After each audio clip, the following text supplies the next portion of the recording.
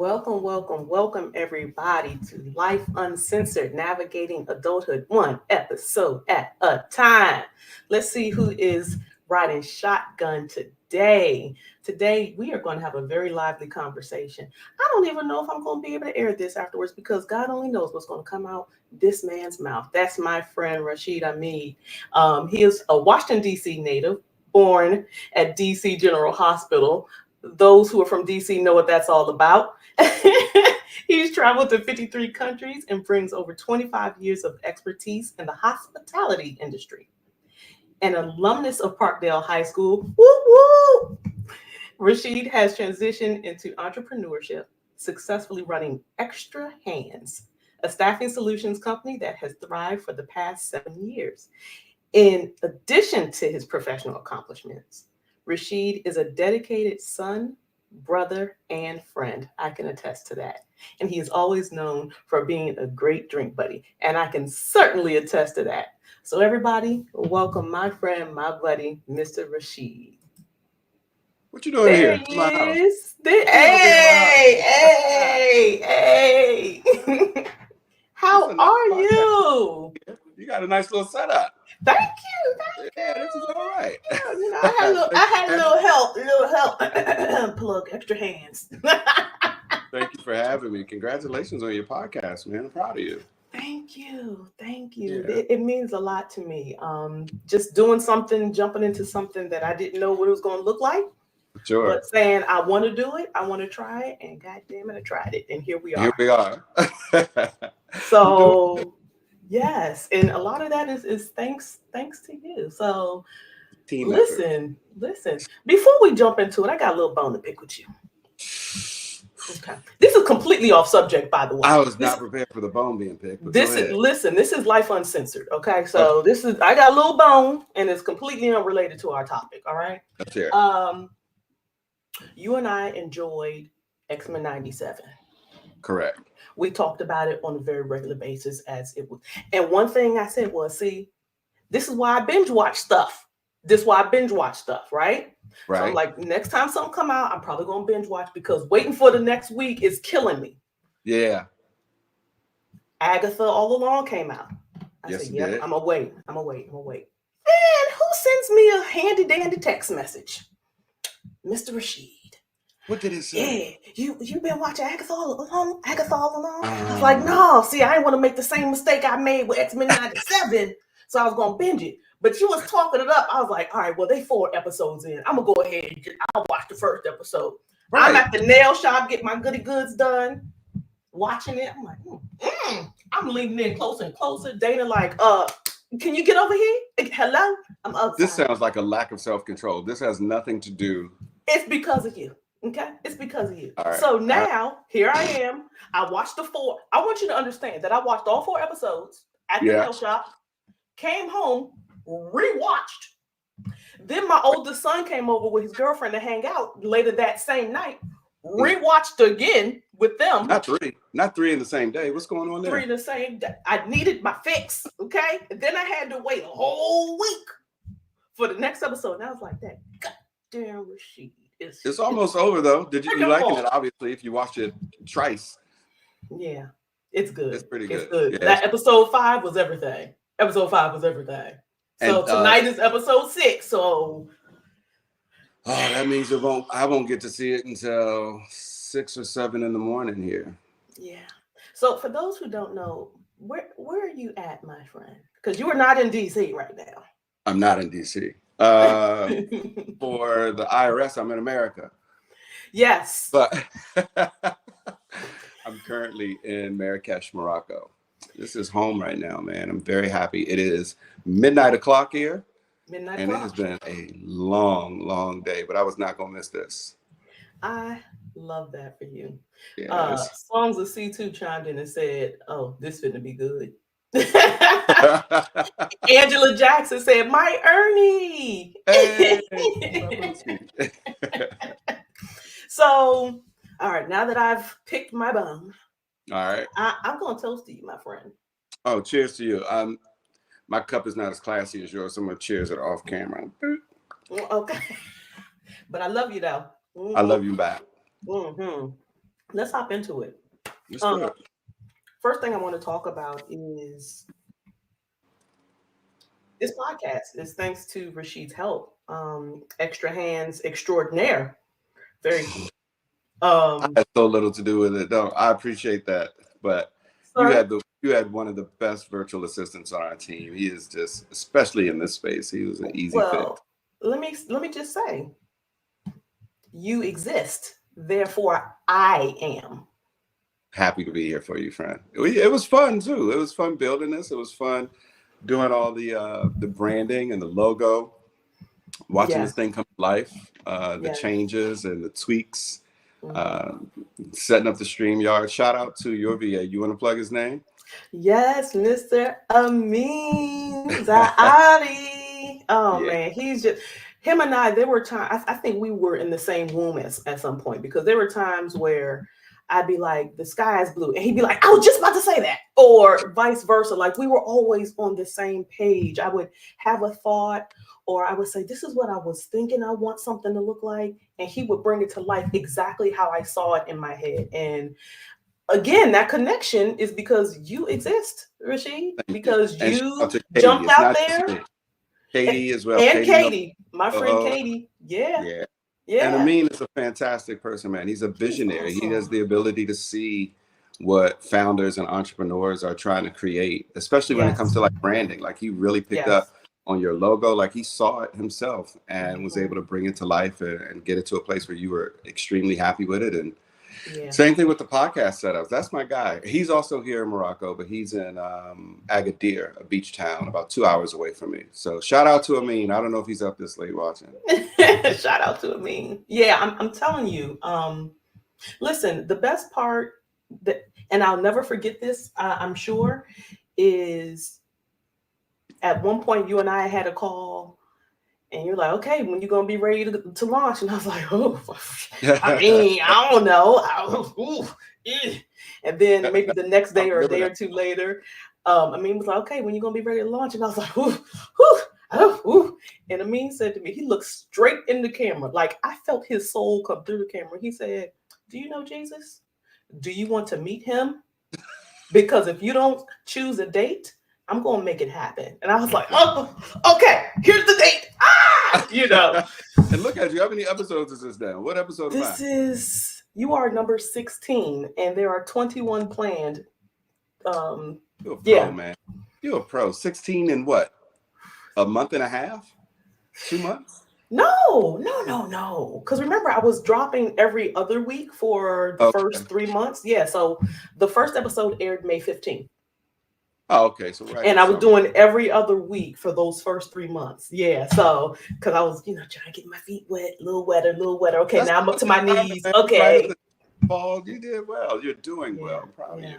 yeah. But I thank you for that. And thank you, for, telling me that you're proud of me. That means a lot to me. And I want you to know that from my mouth to your ears, that means a whole lot to me. That you say that Clearly. because you did. I reached out to you on the humble and was like, I need help. And you said, say less. And here we Yeah. are.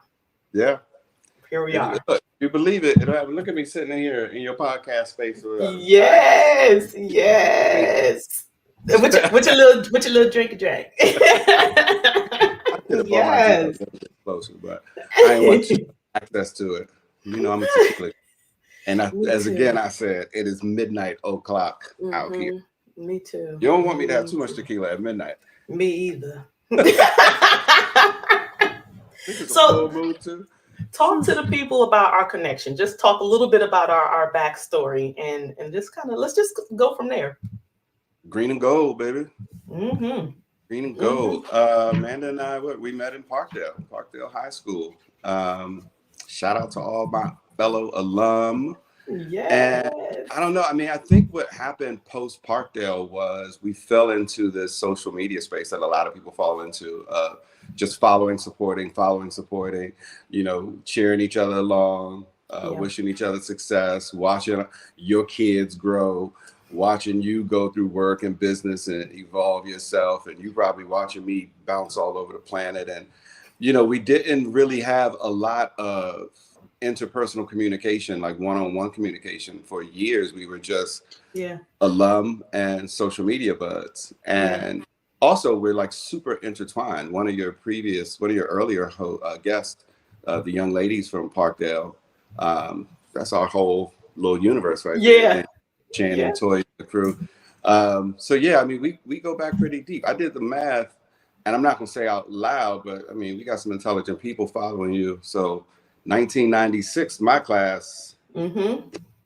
now I'm trying to Mm-hmm. hang in there. I don't know what do it look like it was that long ago? No, no, not at all. Not at all. Some of my friends got grandkids out here. Some of y'all got grandbabies. Listen, I seen something the other day. It was a meme, and it said, so I'm going to botch it. This is not verbatim, but it was along the lines of, "Man, your 40s is a weird age because some of my friends got grandkids and some of my friends got newborns." And I'm like, that is so true. That's what my timeline looks like.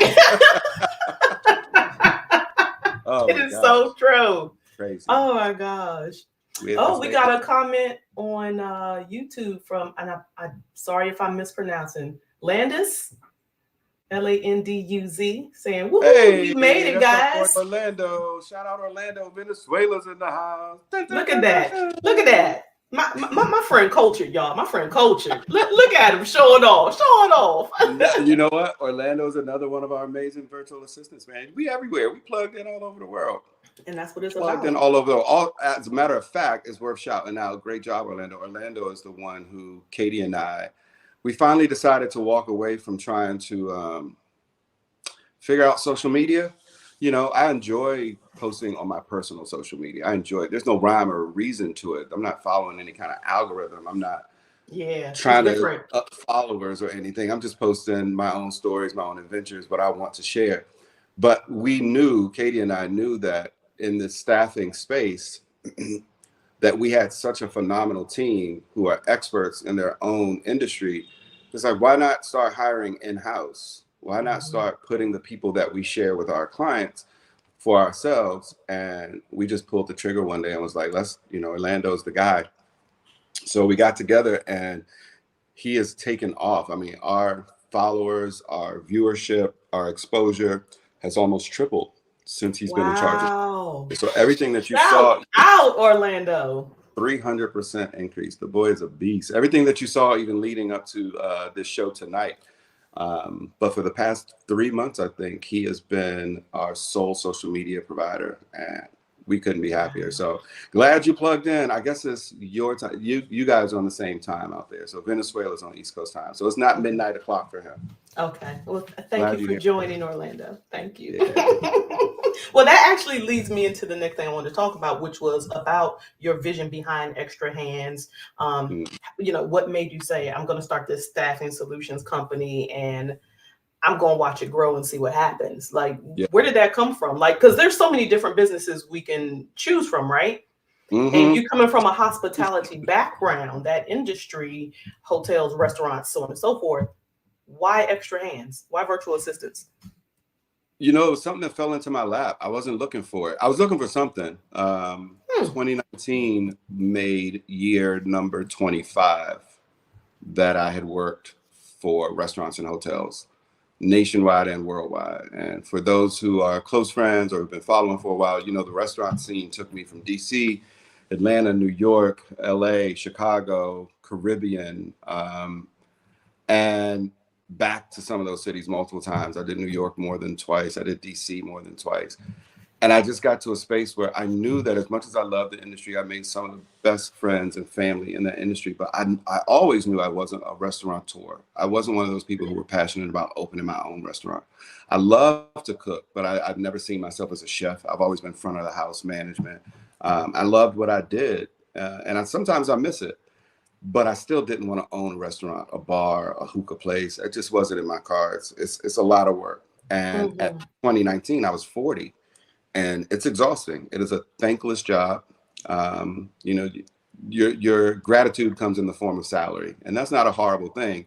But if it's not enough to keep you going, and it wasn't enough to keep me going. So I decided to walk away from it. With no real plan of what was going to be next. What I knew I wanted to do was travel. it is extremely hard to get away from 60 to 80 hours a week in the restaurant hotel industry as upper management. Mm-hmm. So traveling, I mean, traveling for me back then was going from Harlem to Brooklyn, or hopping on the train and going from New York to DC for a day or two. To get 2 days off in a row, it was unheard of in a role like general manager. Mm-hmm.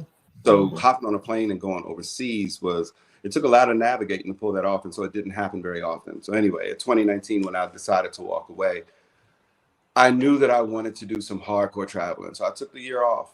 And the goal was for my 40th birthday, the gift to myself was to try to hit 40 countries that year. Nice.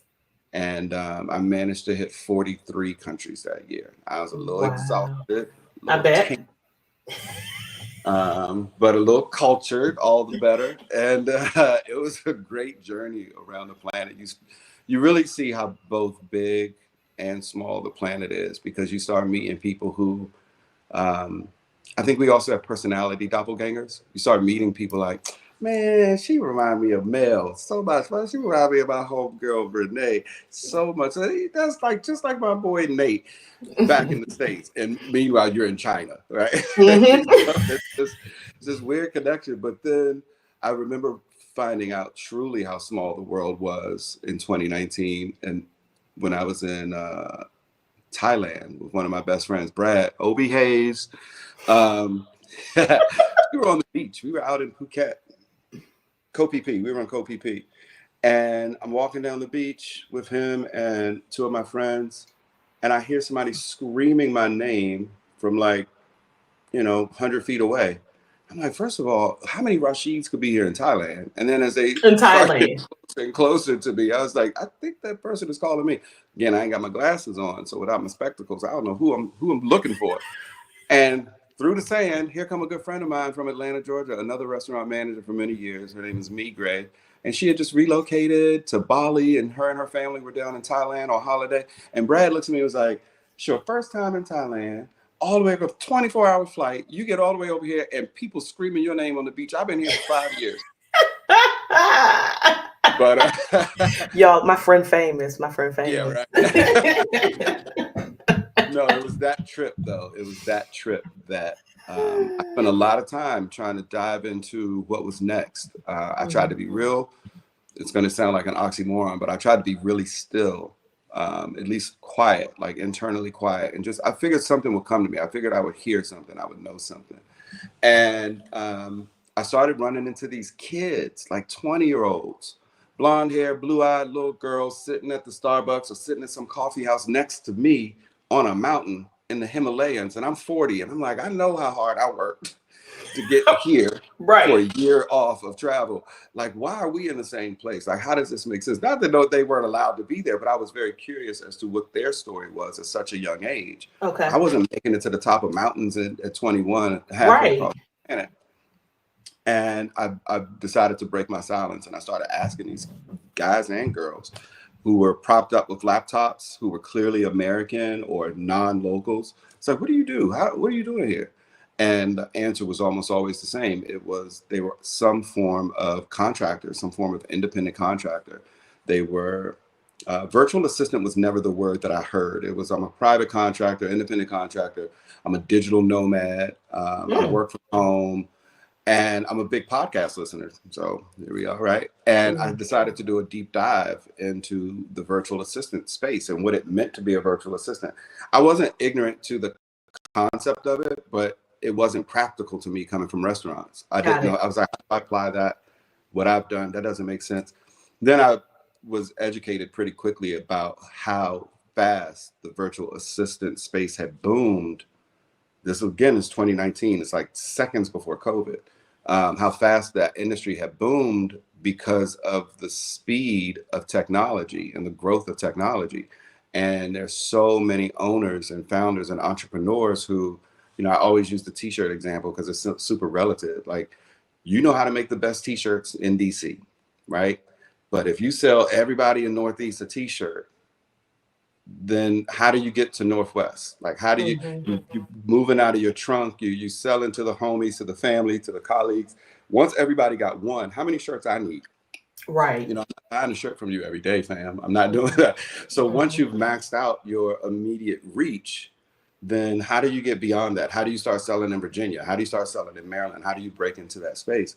And it was very clear to me that technology was always the answer. So I was like, I think I could be a virtual assistant with all the stuff that I've learned in a restaurant management role, because you wear so many hats. I was security, I was HR, I was a teacher, I was accountant. You do all of these things in your day-to-day role. And I'd like to think myself a pretty fast learner and a pretty quick problem solver. I was like, oh, you know what? I could take some of these skills and break them down and offer them as services.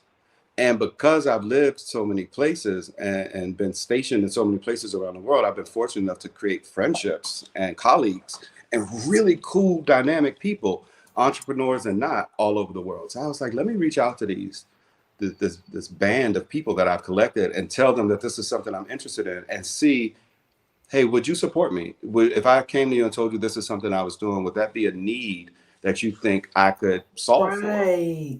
Right. And it was outstanding. Yes, man. Like, I got more yeses than nos. And I said, well, I got to give this a try. I didn't know how to price myself. I didn't know, I didn't have any kind of CRM. I didn't have any platforms or billing systems. I didn't have anything. But I was also working with friends, and they were allowing me to grow this thing. And for the longest time, I was looking for the solution to be a singular VA, a singular virtual assistant. But that's not really sustainable, because it's Right. only one me, right? So if I'm offering Amanda 3 hours of my day, hey, I'm gonna do this for you. I'm gonna bang out your social media for 3 months. Yeah, 3 hours a day, you got me plugged in. And then Tanisha, I'm doing her QuickBooks. Hey, I'm gonna give you 3 hours a day. Eventually you run out of hours. Exactly.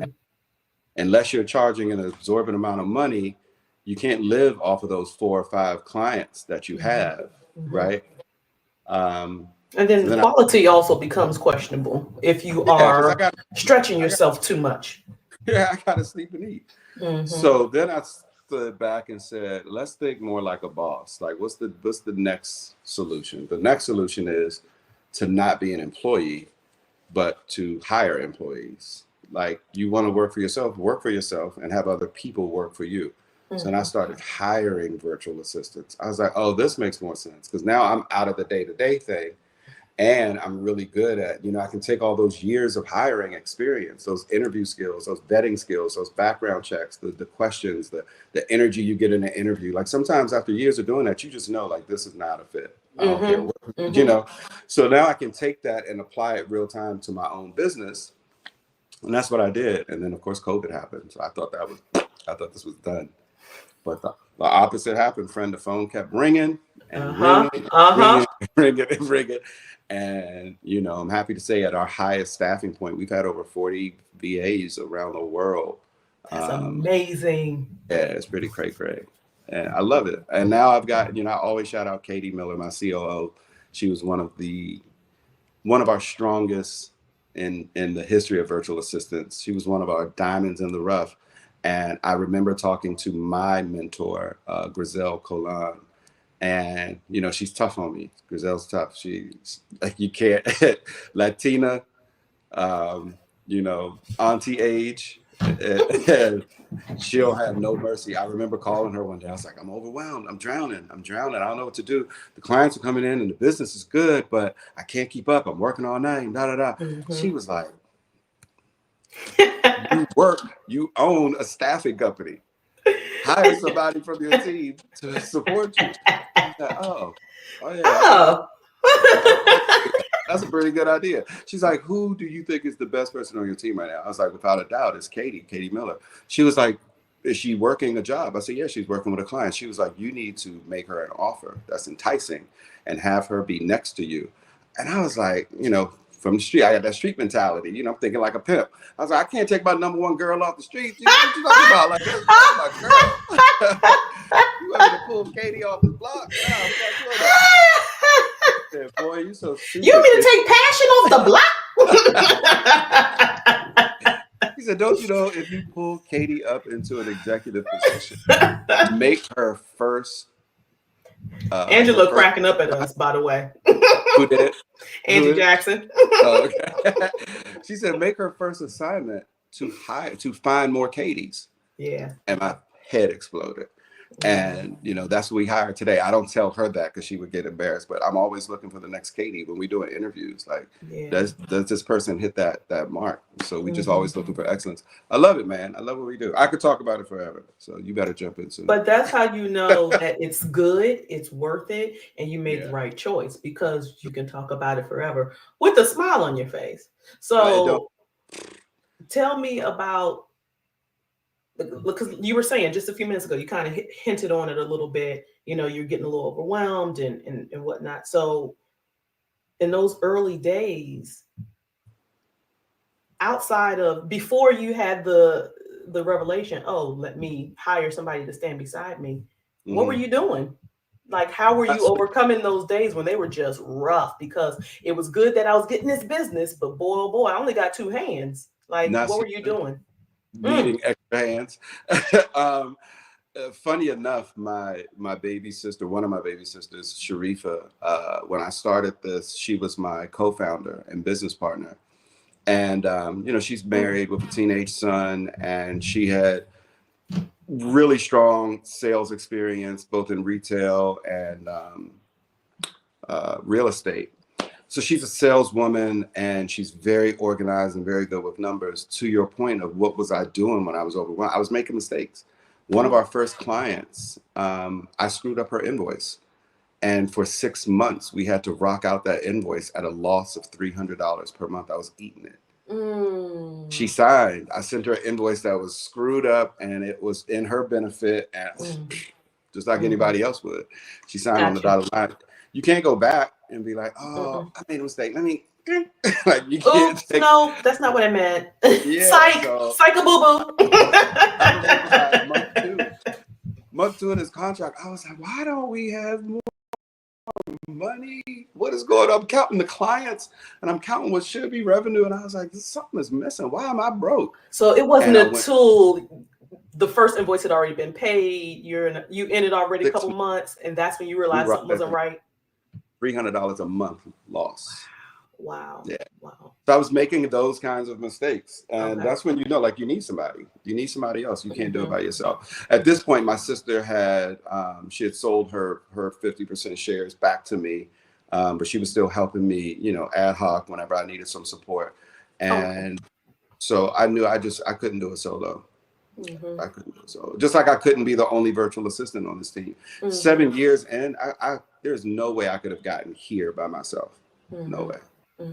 What do you think was the absolute biggest thing, outside of the obvious?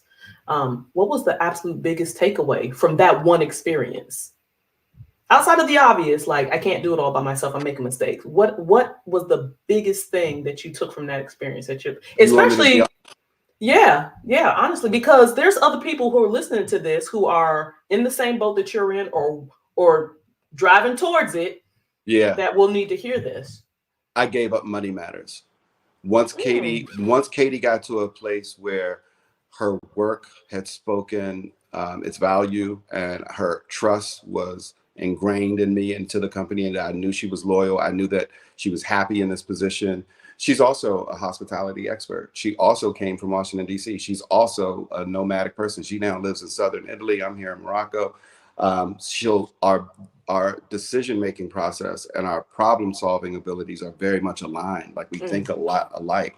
So it wasn't long for me to get to a place of like full-on trust with her. And it took it wasn't easy. It took a very tough conversation to say, are you okay taking over the finances? I thought I was really good at it. I thought I was good at the accounting part. I'm great in a lot of other spaces, but I had to give it away. My own company, I was like, I need you to manage the money part. Just tell me how much I made this week. Right. and pay how we doing? And she's been in that position now since. So to your point, I think it's a lesson for not only myself, but for any entrepreneur. Once you get to a place of scalability and you can add team members, you really got to be honest with yourself. Like, what am I good at and what am I not so good at? Yeah. Because Katie wouldn't be with me today had I still been making money mistakes. She would have got fed up. Anybody would. Absolutely. So she does it now, and I respect her because it's a position that I call managing up. You know, she has to manage up to me and be like, hey, we can't afford a new piece of technical equipment. We can't afford a new software right now because this is where we are. But in 3 months from now, look at what I projected. This is where we're going to be. I said, oh, yeah, that's good. All right, cool. Whatever you said. Got you.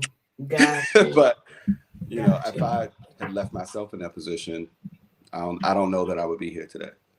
I'm going to ask you something. Go for Hey, it. Toyin. Toyin joined in. Toy, Um, yeah. I, you said a word a few moments ago that's a trigger word for me in my past corporate life. And that Okay. word was loyalty. Loyal, Yeah. loyalty, loyal.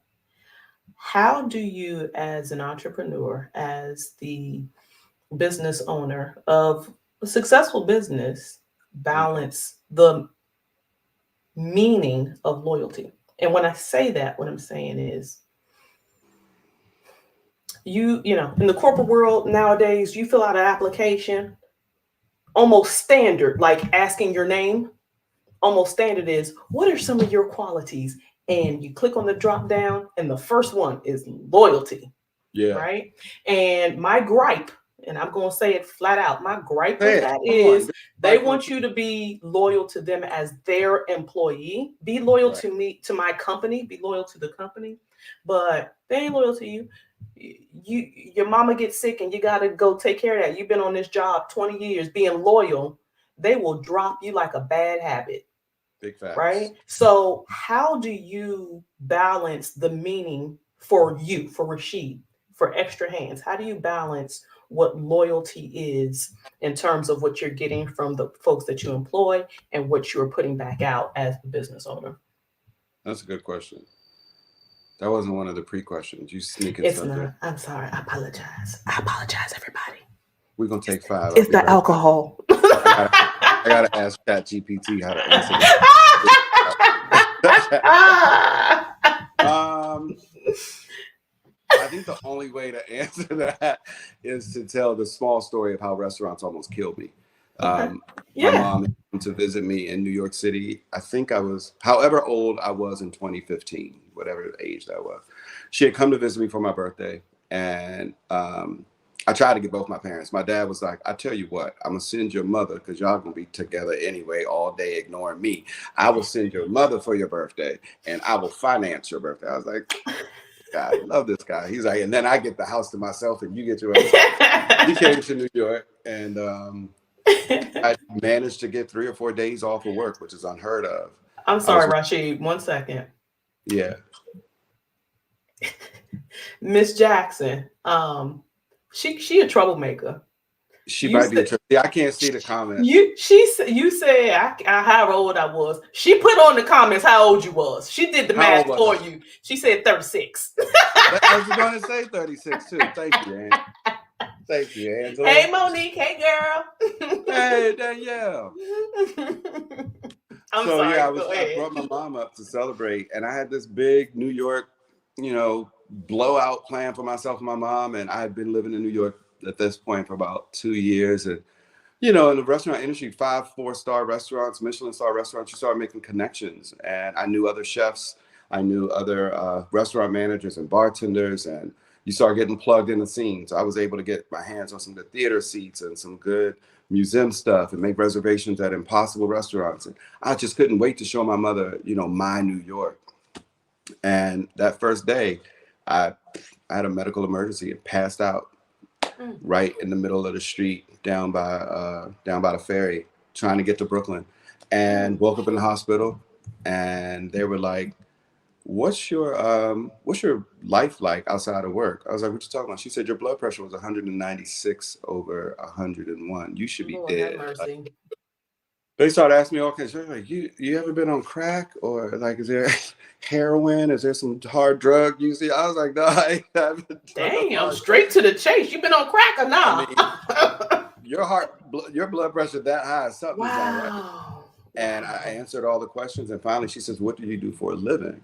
And I said, "I'm a restaurant manager." And she said, "Babe, it was my birthday. I'm in the hospital on my birthday with my mom there." Mm. And she was like, my mother had saved my life because she gave me an aspirin. She gave me one aspirin in this moment of panic and crisis. And she was like, you know who that is over there sitting on the bed? I said, yeah, that's my mother. She said, I want you to look over there and say, thank you, Mom, for giving me life 36 years ago. I was like, thank you, Mom, for giving me life. She's like, now I want you to say, thank you, Mom, for saving my life today. I was like, what? He said, if she didn't give you, she said, we didn't give you nothing. You just on an IV drip. We haven't given you anything. She said, but if she think fast and give you that aspirin, we would be referring to you as the body for the rest of the day. How do you want us to handle the body? Where do you want us to send the body? And I was like, damn. And it was my mother, to your question, who told me. She said, you really need to think, son, about this job. She said, because it is a job. She said, I know you think of it as a career, but you don't own these restaurants. Somebody else owns these restaurants. Somebody else is making millions off of your sweat, your blood, your tears, your energy, and your lack of life. Somebody else is benefiting from that, and you are satisfied with a paycheck. She said, but if you would have dropped dead today, they would have called me, they would have sent me some flowers, and before 5 o'clock, your job would have been on Craigslist. That's right. And that's not loyalty, right? Like, I mean, you can't rehire me, I'm dead. But that really resonated with me. And even after she passed, I think about that all the time. So now how have I applied that to my company? Because I have to be loyal to my clients. There's this two-way, there's this multiple street of loyalty, right? Like, I'm trying to sell a service to my clients and convince them to be loyal to me. Hey, I can solve this problem for you. Don't go anywhere else. Let me show you how I can solve this problem for you. Not always me personally, but me having the ability to see and hire the right people on the team and then say, this is the right person for you, Amanda, because I know what you're looking for. I know your personality. I know your temperament. So this virtual assistant is going to be able to launch this podcast for you. He's going to be able to get you this branding, this logo.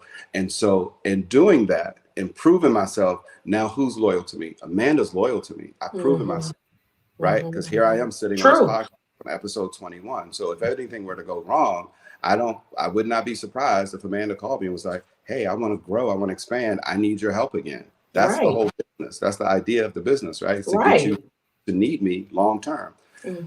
The flip side of that is, how do I get my employees? What about your employees? Sorry, that's unprofessional. They're not employees. They're actually contractors. How do I get my contractors to stay loyal to me? And I think that has everything to do with just running a people-centered business. Like, Katie and I go out of our way to take all those years of hospitality and weave that shit in to how we treat people on both sides. I got to treat these people right. Like, they may not be W-2, W-4 employees, but these are people who are doing stuff that I don't know how to do. I can't. These are skilled professionals in their craft. These are SEO superstars. These are copywriters. These are website designers. These are graphic designers. These are people building CRMs, building apps for the App Store. I can't do that shit. I know how to interview for it. I know how to source it. I know how to vet and make sure you're the right person for the job. But now that I've got you on the team, how do I convince you to be loyal to me? Because it's not always work. What if you are a one-trick pony? And there's no offense to that, but what if your only thing that you know how to do is to make websites? I might not always have 20 website clients in the back. And so you sitting around waiting for a gig, right? Right. After the last gig's done, what's next? What's next? So most of my people are self-sufficient. They're able to go out and find their own gig. These are gig employees. They're able to source their own clients, but they've chosen to be a part of my team, my family, because they trust that I'm going to bring a quality client to them. But how do I keep them just sitting on Slack, waiting for the job that matches them? Communication, constantly engaging in them. Katie and I go out of our way to do, as much continuing education and cross training as possible. Nothing is more than, hey, Amin, I know you know how to build these podcast platforms. You did a great job for Amanda. How would you like to learn how to build an app? Because Katrina don't have a client right now, and we're going to ask her to do, a 60-minute Loom or a YouTube video to teach everybody on the team, and then we just drop it, and everybody gets access to it. It's not mandatory, but hey, I might not have a job for you right now, but look at this information that we're sharing that you would have paid for. Right. that you would have paid for. So, and that you can use later on for another client down the line once you've learned it. With one of my clients. Yeah. So we're all winning, right? So I think that's the loyalty, just keeping people at the center of it. And that's, I'm not trying to be funny, but that's for as long as we can keep people centered, because, you know, they building Tesla robots and shit. Legit. What the? I don't listen. I never cared for Will Smith as it was. All right. I most certainly don't want to see one of his movies come to life for real, for real. Like, not that one. Not that one. Not that one. That's not the one. I don't think that's the one. Yeah. Listen, Rasheed, I want to keep this conversation going. We're going to take. I'm leaving. You're not going nowhere. I got you hostage, buddy. I got you. Well, they're doing 2 tequilas for the price of 1 at 12:45 in 3 minutes. Listen, I can get you 3. Like, okay. Now we're gonna take a break. We'll see y'all in just a minute. We're going to take us a quick 1-minute commercial break. We're going to come back with Rasheed. Everybody stay tuned. Tell your friends, tell your mom, tell your sister, tell your brother.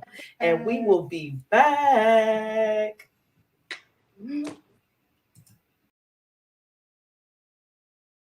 What's up, guys? This is The Misfit, and I'm back now debuting my backpack drop.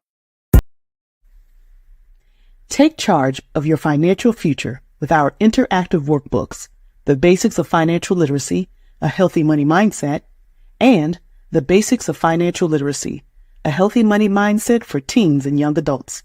Now available on Amazon. Dive into practical exercises and start building a solid financial foundation today.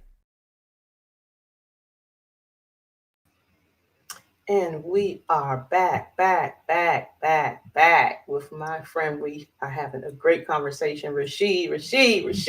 There you are. Hey. Round 2. There it is.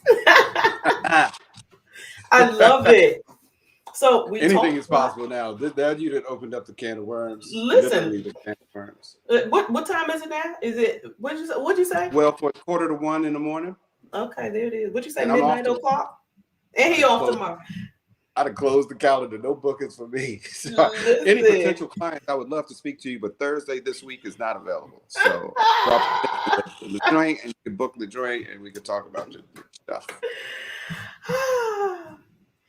Oh, hey Angela, listen. Those that's my son. Those are his backpacks. That's my son. The Misfit LLC. Check him out on Instagram, girl. So we talked about Extra Hands a lot. I want to talk about and the foundation of Extra Hands and where it came from. And before we get into this next part, I want to take a moment and just shout out. May she rest in peace. Your mom, right? Hey. Listen, your mom and your dad, he's still with us. Let me tell you something. They did a good job. They did a real good job. Real queen. And did a great job. I'm going to be very transparent here for just a hot second, and I am still kind of dealing with my mother's passing. She passed 6 years ago, and at the end of September. And you know, there are times where I'm doing something like this. I'm having these conversations. Somebody is asking me about my business, Jax, or what I'm doing, and I just can't help but to think, I think she's proud. I think she's proud. And I'm going to say to you, I think she's proud, Rasheed. I think she's proud of you. I can feel it. I can feel it. I know she is. Yeah. I'm sorry to hear about your mom. That's so close. Your mom passed end of September, 6 years, you said? September 27th, 2018. She left here. She lost her battle with breast cancer. Cancer. Mm-hmm. My mother passed 8 years ago, the end of August. Wow. So we weren't. Gosh, it's been 8 years? This year made 8 years. It's unbelievable. I could have raised a toddler in the time she's been. No, seriously. Yeah. Also, I would not raise a toddler, guys. Just an FYI, he would not raise a toddler. No. If somebody told you that I would, they are lying. He'll wave to them. He'll say hello. Yeah. He might even give them a piece of candy. I'm not not doing this with you today. Well, actually, yes, I am. This is Life Uncensored. Let's do it. Let's do it. Let's do it. So let's jump into these 53 countries, baby. Let's talk about that. How I get like Rasheed? Like how we get to living like that? Like 53 countries? You said 43 you did in the year of 40. And Rasheed's year of 40, right? So talk to us about these 53 countries, how these experiences have shaped you, you know, what you've learned, if anything. What are some standout experiences? Let's talk about these 53 countries. How'd I do it? I was single and childless. That's number one. Okay, well that definitely helps. Check. It helps. In all seriousness, I know quite a few people who travel with their kids, even small kids. I think of Eric and Hadia, my good friends out in LA. They're building they've renovated a school bus and they've turned it into a home on wheels. They've got two small, gorgeous little black baby boys and a dog. And they about to pull out on the road and live on a school bus. Now that's a little heavy for me personally. I wouldn't do no bus life, but I commend them, right? Like I look at people who have found a way to do it, who found a way to travel and incorporate that into their lives. And they're also, they're creatives. She is a highly sought after loctician in LA. And Eric has worked his way up through film and photography to be associate producer on a lot of really reputable projects out in LA. So they come to mind when I think of people, huh? I said, wow. Yeah, it's pretty cool. Young couple, my Gina and Martin couple. So how did I do it? Well, you know, at 40, I wanted to take a break. I was fucking tired. I was tired. 25 years of, you know, not for nothing, man. Like really kissing ass. You selling $100 steaks with shaved black truffles and, you know, bottles of wine that cost more than your rent, and trying to make sure these people are happy and catering to them and running around all crazy for the same paycheck every 2 weeks. I was tired. I was tired. It was a decent paycheck. Busting your ass for somebody else. Like you said earlier, thankless. I did have some really cool bosses along the way. I worked with some really cool organizations. Four Seasons was great to me. I think back to my BLT steak days in DC and New York. That group was great to me. I've made some lifelong friends. My former director was like an uncle to me now. But overall, when I say thankless, I mean probably from the clientele side, you know. They don't know how long I've been here today. They don't know that I put this suit in the dry cleaners 4 times this month and it's falling apart inside the seams. You have no idea what these pockets look like. How did I do it? I think it was a little bit of planning and a whole lot of hope. That first year, I didn't really know travel that well. I didn't know how to source affordable travel. Obviously, I'm really good at it now. I'm really good at picking places and understanding flight patterns, understanding travel seasons, you know, peak seasons and off seasons. And, oh, it's damn near nobody in Croatia in this month. But the weather's great, you know. The water is choppy in Anguilla in September. So sail season is over, but it ain't choppy on land. That's a great time to go. So it took some trial and error, but also I think it's worth mentioning that to hit those kinds of numbers in travel, once you get to Europe, it's a lot easier. Why do you say that? European nations are so small and they're so close to each other. And flights, once you get out of America, period, like America's fucking airline system in terms of pricing is it's a horrendous, not funny joke. It is a not very funny joke. If I wanted to come home, and I will be home soon, if I wanted to come home, a reasonable round trip ticket from DC or Marrakesh to DC and back, I would be looking for anywhere between, you know, $600 to $800. That's a reasonable flight round trip. It's about average. But now that I'm here, and Spain is across the way, I wanted to go to Spain this weekend, today is Thursday morning now, I could book a flight today for $57 round trip and go to Barcelona. And from Barcelona, I could book another flight for $19 and get to Rome. I'm sorry, I need to put a pin in that real quick. Yeah. So the audience has heard me talk about how I do girls trips every year with my girls, Vanetta, Shantae, Chrissy. Come see me. Well, we're going to come see you. You're a troublemaker, and I'm down for it, okay? But that's neither here nor there. You here for the shits and gigs? Yes. Now, this is going to sound crazy, but you'll understand. So our trip this year is to Aruba, okay? And we're be careful. They snatching girls out there. There you go. No, not really. There you go. Okay. Listen, especially after the experience Vanetta and Mel had a couple months ago. Anyway, I digress. Go ahead, please. So I had this dream the other night. That somebody found, we were in Aruba having a good old grand time, and somebody found out that there were $15 flights from Aruba to Barcelona. I don't know what the hell that came from. I don't know why, where, what.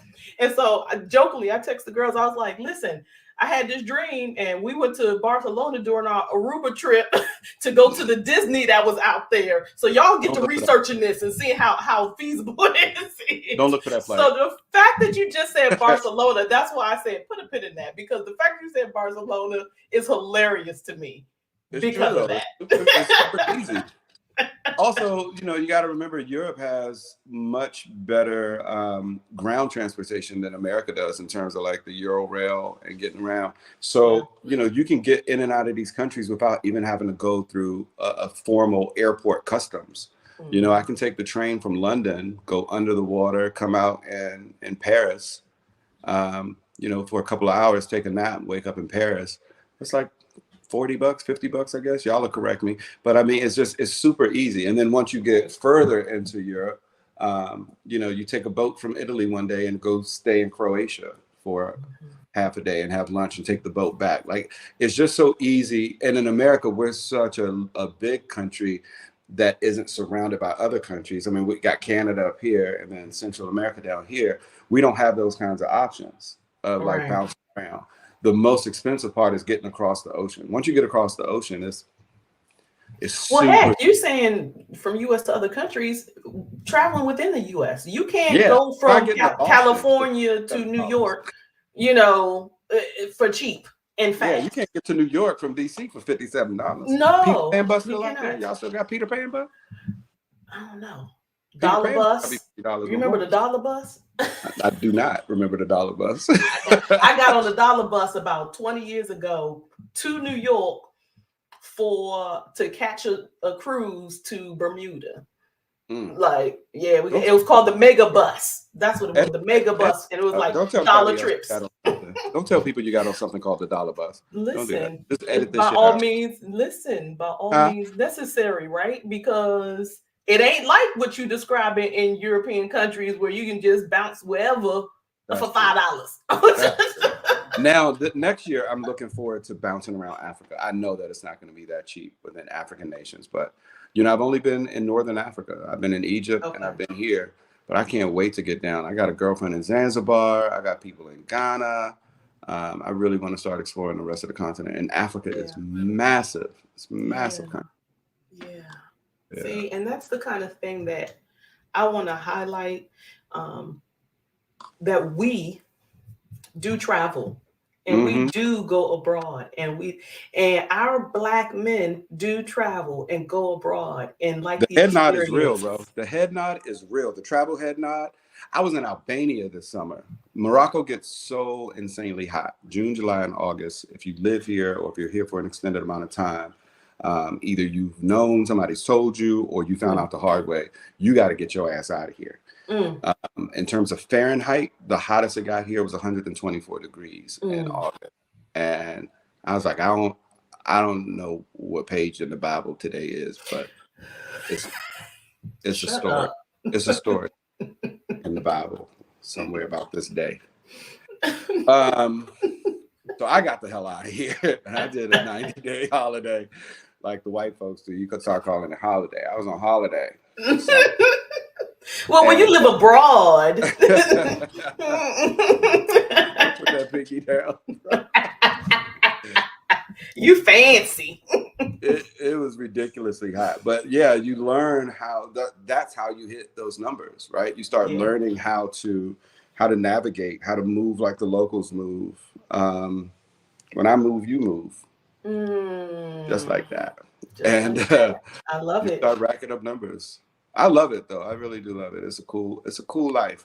It's got its pitfalls. It's not all fun when you end up at a place and the hotel is shit and you got to end up in a hostel for the night. Or thankfully, in all the years I've been traveling, I've only missed one flight, shockingly. And in all the years I've been traveling, I can probably count on one hand how many times I've needed more than just a carry-on bag. And I know women say that shit, but I'm a dude, so I don't like checking bags. I don't trust a check bag. I'm with it. We went to Jamaica back in 2022, and it was 8 of us, and we went for my birthday. On a dollar bus? Also, not on the dollar bus, luckily. And it was to celebrate my birthday and Vanetta's birthday, and then also to renew my wedding vows. And baby, do you know that airline lost my wedding dress? Damn, Gina.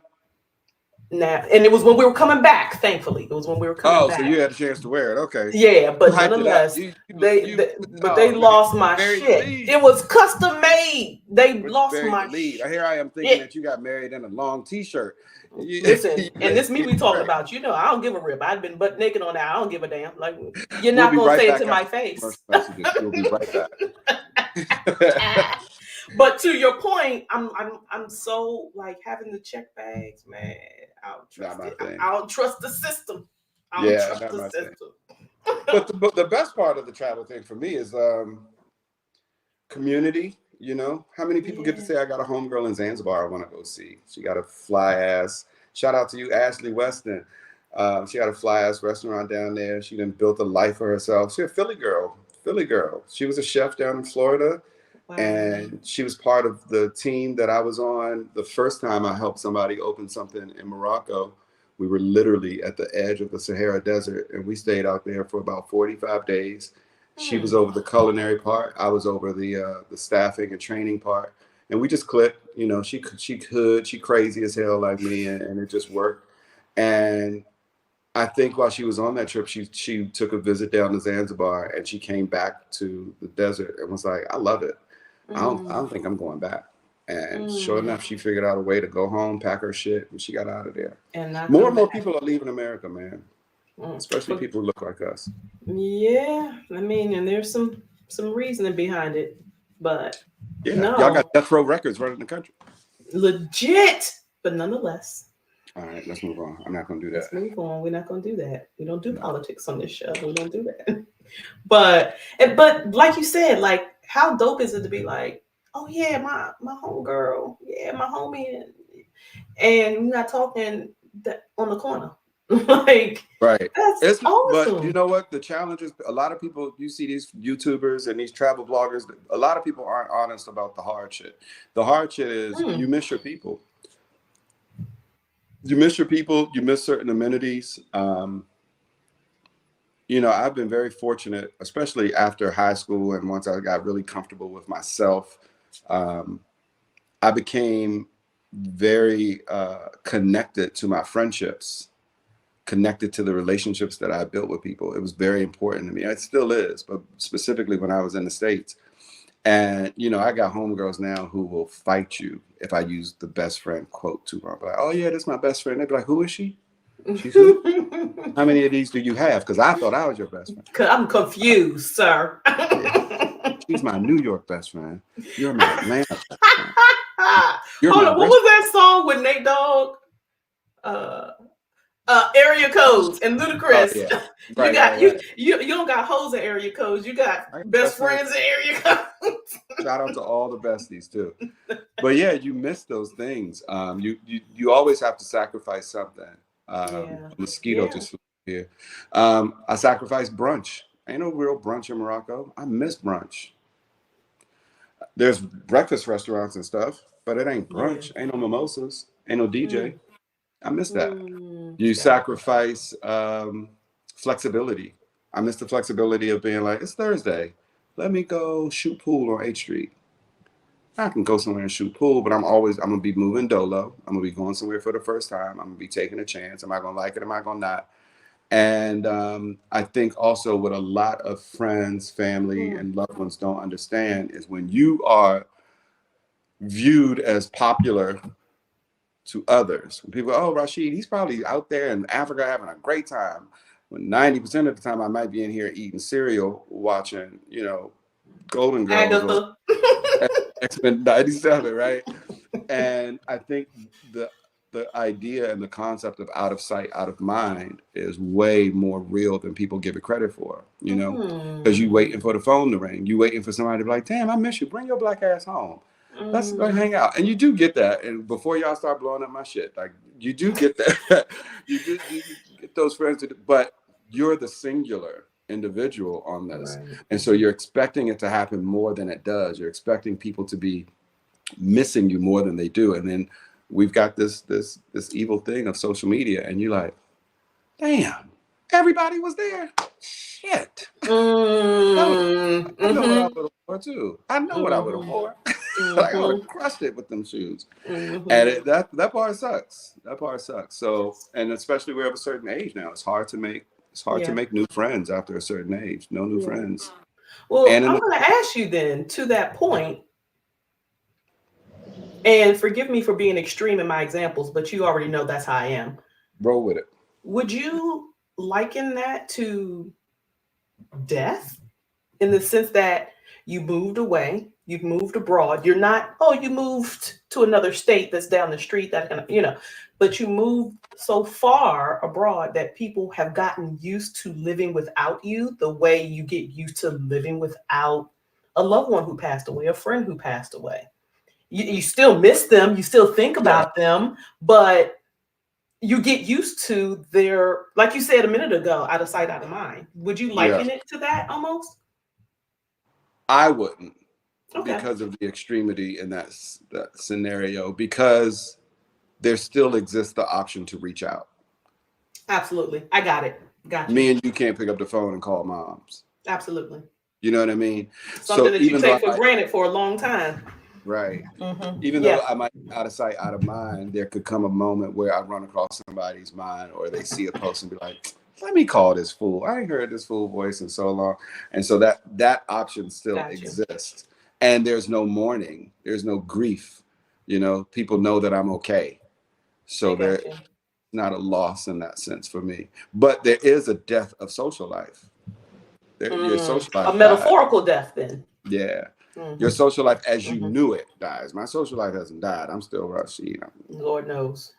But the social life that I had come accustomed to, that does not exist anymore. And probably for the best. You know what I'm saying? But you just reinvent.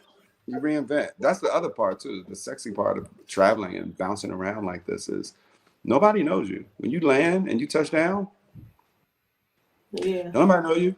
You can leave all the baggage, all the shit behind, and you can just start over. I'm not talking about like identity theft and like being a fraud, but I'm talking about like the things that challenged you about yourself, the things that you didn't like about yourself, that baggage, that ugly history, that ugly ex, that that hurtful loss of a loved one. You can leave that behind, and as you meet new people, it doesn't have to be part of your story. And so there's an opportunity to reinvent yourself. You are who you are at your core, but you get to pick and choose the accoutrement. The story that people read. I like that. Yeah, that's pretty cool. I like that. Okay. So, and that's kind of one of the things I wanted to talk about. You talked about how it touches your personal life. How has this being abroad touched your professional life? You know what? I get 2 days for every 1 day that y'all get. I have 2 days Explain. for everyone. Um, Depending on what time of the year it is, I am either 5 or 6 hours ahead of you. Yeah. And, you know, as somebody who's always been social, whether I'm having game night at Monique's house or drinks with jazz hands, like it doesn't matter what my night is like. I've almost always been an early riser. Okay. If your 9 a.m. is what? 10, 11, 12, 1, 2. Your 9 a.m. is 2 p.m. for me. So owning and operating an American company here in America for the IRS, I'm in America. Yes. Owning and operating an American company in a 5-hour time difference, you know how much shit I can get done before you wake up? Right. Right. From my point of view, you've gotten all this stuff done. I get 2 Mhm. days, right? I So got if you. I can wake up and I could do the gym and the grocery store, I can go have lunch, I can get, you know, some errands ran, I can sleep in, I can catch up on my streaming stuff, I can wash clothes, I can do all of that stuff. And also now because I'm, you know, 7 years old in this business, I haven't truly worked 8-hour days in probably 4 years now, with the support that I have. So my days lately have all been, you know, 2 to 4 hour work days, at best. On a long day, maybe 5 hours. But if Mhm. I'm starting at 2, that means I'm done at 6, 7 o'clock. Mhm. That's my work day. So damn, I might get 3 days in this month. You know what I'm saying? Like I get my Mhm. morning, my work day, and then my night. Mhm. And I can do this, you know, at 46, 2 weeks from now, I'll be 46 years old. At 46, the snapback ain't easy no more. One of these is gonna put me down. It's 1 o'clock in the morning. I ain't going nowhere after this. But this one is gonna put me down. But if I was to be so bold as to step outside and try to have more than one of these, I wouldn't be waking up to 2 o'clock no damn way. You remember sleeping in the car, going to work at the club closed and shit? I can't do that no more. Going to church the next morning like nothing. Hey, won't he do it? I seen what you did for others. But that's a great testimony in terms of what the, I had a episode a few weeks ago with a group of young Black ladies, all entrepreneurs, and we talked about how entrepreneurship is not sexy. It's just not. It's It's a hard lonely work. place. Like everybody on the outside, your friends, your family, like, oh man, it's great. Oh, you own you. Your time is your own. You can do, and that is part of it. Yes, It but is. there are Yeah. some parts of it that are very not sexy. So, like what you just described, I can now skim down my workday. It's 4 days. And if I mean, to 4 hours in a day Yeah. and sometimes less. And are there times where there's more? Sure. But I make up Absolutely. for it in other days, you know? And that's a, I don't even work Fridays. Me and Katie have a staff meeting on Fridays. I don't take meetings on Fridays. I don't meet with clients on Fridays unless it's mandatory. But right, for the most right. part, 4 days a week, few hours a day.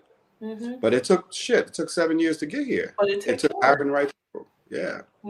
But I think that's the important part of entrepreneurship that people need to hear about is you can write your own ticket, but you have to, it doesn't just sprout out like a bed of flowers. You gotta No. till that garden, work that garden, water that garden, feed Congratulations. them flowers. There's like John so much you Paul, got to what you do. mean? Matthews? Listen, Um, the other thing don't nobody talk about that's very important in entrepreneurship, money. yeah, You know, I live in a country where there's a huge financial disparity and gap between the American dollar and the Moroccan dirham. And there are tons of Moroccans who look at you as soon as they hear your American accent, immediately you look like an ATM to them. And that's not to be rude. That is not all Moroccans. That is some Moroccans. And they see opportunity. They see an opportunity to get to America because for almost a great deal of them, that's their goal. I want to get to mm, America. They look at you like you left America to come here. You were in New York before this. You were in DC before this. Like, why would you want to come here? Um, but I think a lot of people mm, who are where we're from as well have this concept that once you work for yourself, like all the money is yours, right? You don't think about all the shit that happens behind the scenes that eat up those expenses. Yeah, mhm, I'm a work from home entrepreneur, but How many apps and software applications do you think that I need to make this thing run? We've talked about Katie, my number one. She's my number one support. And Katie ain't cheap, nor should she be. She's worth every dollar that she earns. She's worth that and more. She's not cheap. And what people don't realize is that as an entrepreneur, you can literally have $15,000 in the bank on Friday. And you could open the doors on Monday and you could have $15. And it just happens that way. You got to pay the staff. You got to pay these bills. You got to do this.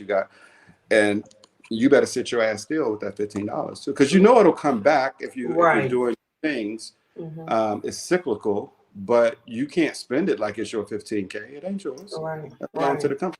Right. It's definitely a cycle. Yeah, and it's an exercise of patience and will, because you see it there. You're like, oh, it's right there. I just go get those boots. But I tell you, that's why I had to give it to Katie. I don't have that willpower. Gucci is everywhere. Gucci on every continent that I've been on so far, and willpower is weak. Yankee 1975 is laughing at me about me saying the megabus. Megabus, yes. I think that's Colleen. Shout out to Colleen on Instagram. Yeah, I think that's my new friend Colleen. But I'm glad you shared that, because with social media, things can look glamorous. Like, yeah, y'all, I'm back in Marrakesh. Yeah, y'all, I'm doing my 90 days. Like you said, you left for the summer. Yeah, I'm doing my 90 days. I'm gonna get out of here. It's too hot. Right. But what did you have to do leading up to that to be able to do that? Yeah. I think we also forget social media is only as real as the shit you don't see. I don't post pictures of in my heavier days, I don't post man boob pictures. You will never see that.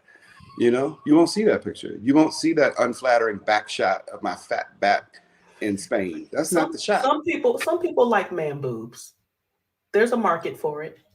Knock yourselves out, people. I'm here to tell you to knock yourselves out. Do you? But we create these images of perfectness and flawless, and it's not real. I went to the barber last night at 11:30 at night because they're open to 12 o'clock, and he's down the street. Because I knew that today was back to back to back. You think I was gonna let y'all see me without a jet black dyed beard? Come on. Monique said the back was not fat in Spain, sir. Y'all have known me for too long to know that I would not show up here looking like Black Santa Claus. Morgan Freeman? No. But there's a market for that. There is, and go get it. You should go get it, people.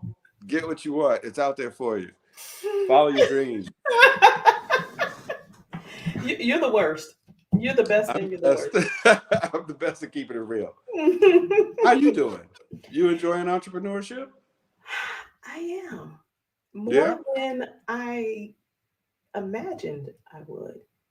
How are you balancing motherhood and late teenage and adult years, marriage after how many decades? Too many to name. Right?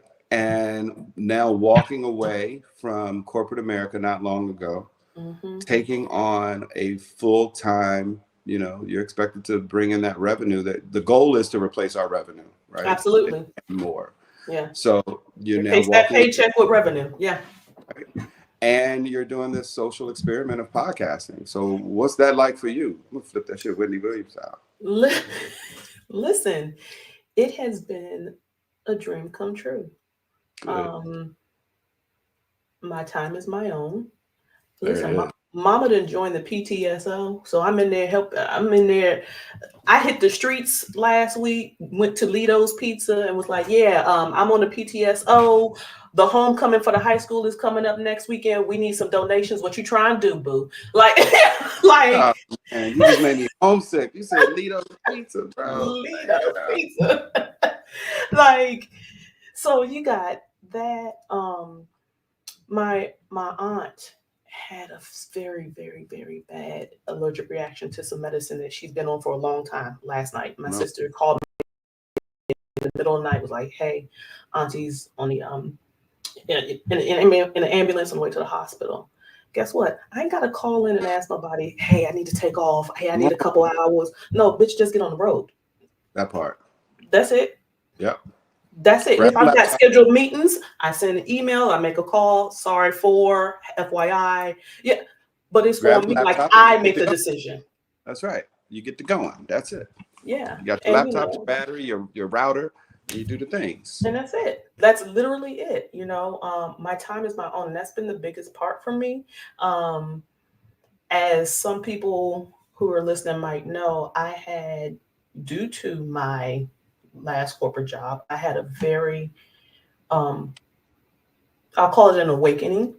Okay. I had an experience where I'm on this job, and this job, they all the bells and whistles you can think of, right? They was paying me an embarrassing amount of money, right? Mm-hmm. But the stress was real, and I didn't even know it. I'm Right. the one talking about something. You take your leave. Right. Don't you worry about no job that ain't loyal to you.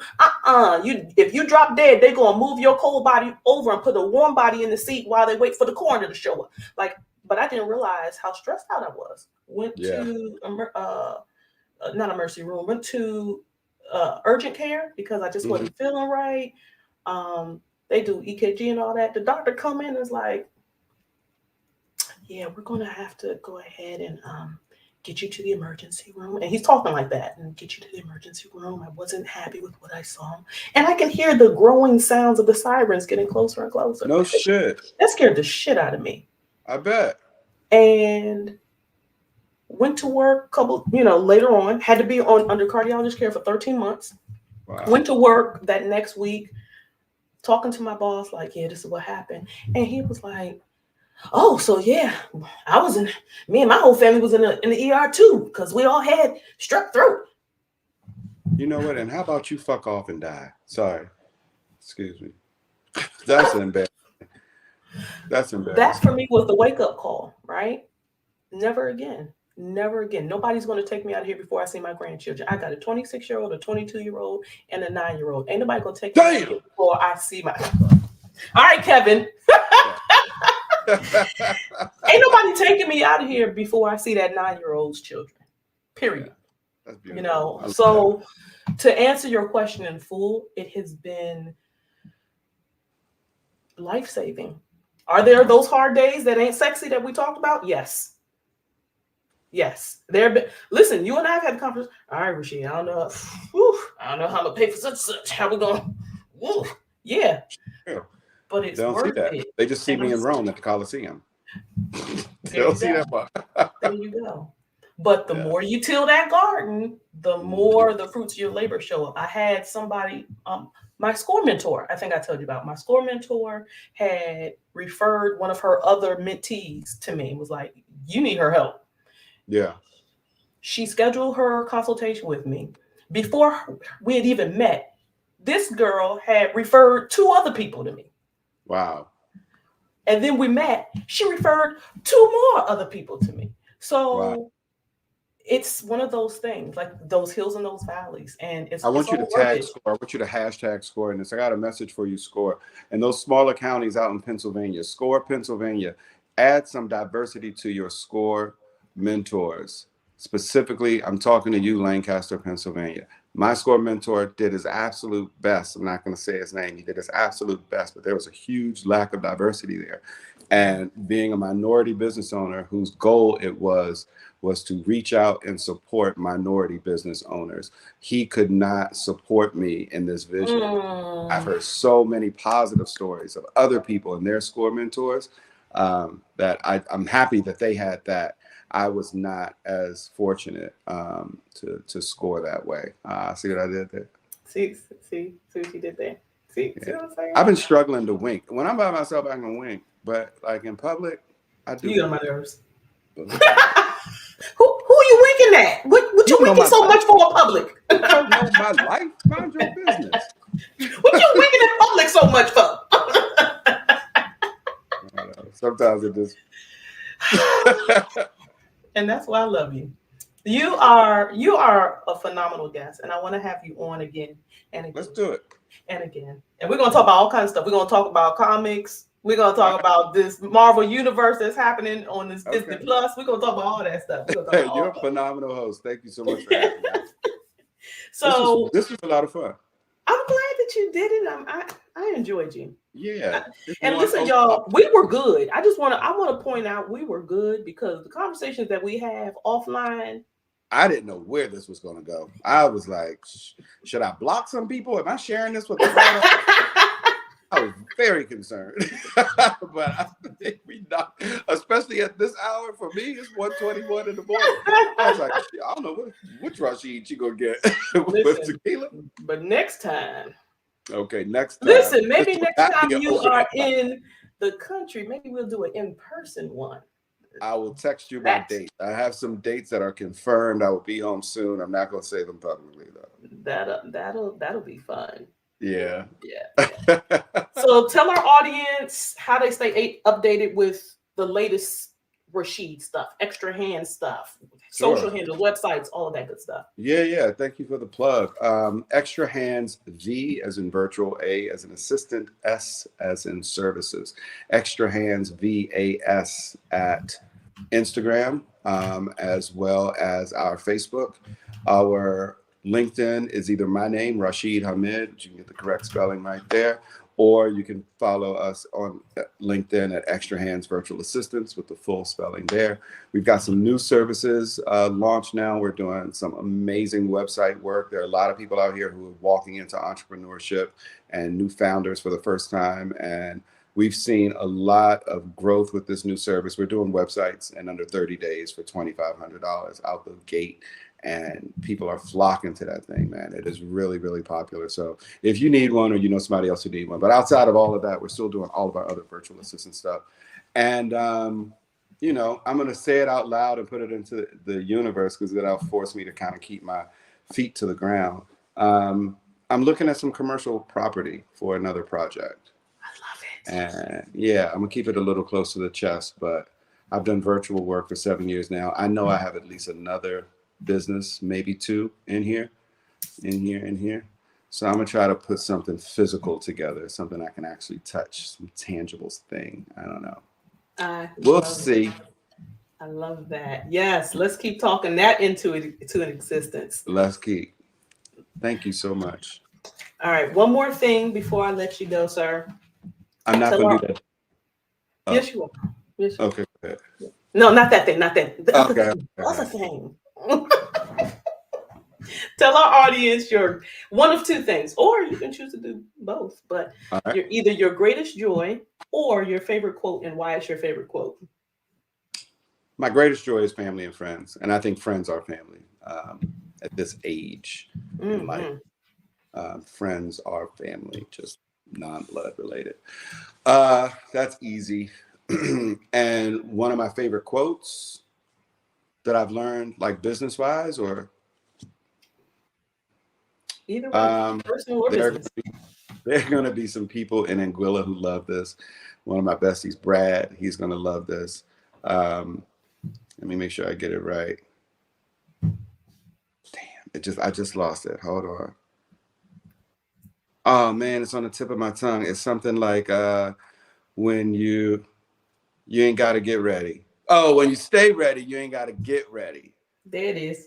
Yeah, I used to tell my restaurant staff that in Anguilla. They used to love that shit. On my last day, I was getting on the boat. They all came out to the dock to say goodbye. They surprised me. They were hiding like behind buildings and shit and cars, and they all popped out. I cried like a baby, and I was like, "How y'all pull this off?" It was like, "If you stay ready, you ain't gotta get ready." Yes. Yeah, I still use that to this day. That's a good one. I love it. I'm very proud of you. Congratulations. Thank you, because I was afraid, and you helped make that fear dissipate, and I couldn't have did it without your help. I'm serious. I couldn't have did it without your help. You're doing a great job at it, and you love it. You can tell, like you're having fun at this thing. You love it, and that's why you should just keep doing it. Fuck it, just keep doing it. And why not? As long as I like it, as long as it's fun, why not? You ain't hurt nobody. You ain't got no baby old back there, nothing. So just get to it. It's not a camera view. All right, y'all. Thank you so much for joining us here at Life Uncensored. And I'm going to let our host close us out. It's been a pleasure. To you, Rasheed. Thank you so much. Bye, guys. All right, sir. I'm going to ask you to stay with me just a minute while I close out this show. I'm going to get a t-shirt. Yeah. Yeah. Okay. Everybody, that was my friend, Mr. Rasheed. I mean, he is the best guy ever, and I just love him to death. And if it wasn't for his help, we wouldn't be on the screen today, and you guys wouldn't be listening. So thank you for that. I'm going to close out with my quote of the day in just a moment, but just a couple of housekeeping items. Don't forget to follow us on Instagram, Facebook, Spotify, YouTube, and LinkedIn. That's Life Uncensored. Look for the blue phoenix. All right. Life Uncensored, navigating adulthood one episode at a time. The website is life-uncensored.com. Drop us a line. Tell us how you like the episodes. If you have an idea for an episode, by all means. You can also go to the website if you are interested in plugging yourself. We ran some commercials earlier on in this episode. If you have some commercials you'd like to air, go to our website. Again, it's life-uncensored.com. And drop us a line, and we will get back to you, and we'll see how we can help you out and help us help you, help you help us. All right. In the meantime, a quote of the day: "Do not follow where the path may lead. Go instead where there is no path, and leave a trail." That is from Ralph Waldo Emerson, which I believe is a great metaphor for both business, innovation, and the exploration of new places, as exhibited by my friend Rasheed. All right, everyone. Until the next time, stay well, stay hydrated, do something kind for someone. You don't know, it might change the world. Bye-bye.